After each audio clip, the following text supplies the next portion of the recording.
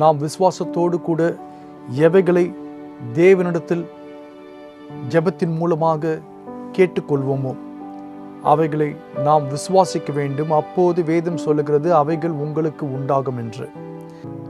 இதில் என்னன்னாக்கா, ஒரு சில பேருக்கு ஜெபித்த உடனே கிடைத்து விடும் பதில், ஒரு சில பேருக்கு அதுவே காலதாமதமாகலாம், ஒரு சில பேருக்கு அது கிடைக்காமலும் போகலாம்.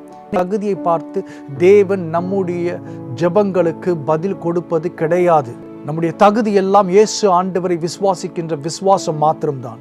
அவரை விசுவாசித்து அவருடைய நாமத்தினாலே நாம் ஜெபம் செய்கிறோமா என்கிற ஒரே காரியத்தை மாத்திரம்தான் தேவன் பார்க்கிறார்.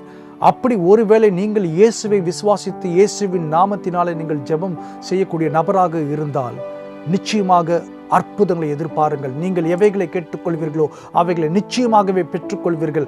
அவைகள் உங்களை வந்து சேரும்.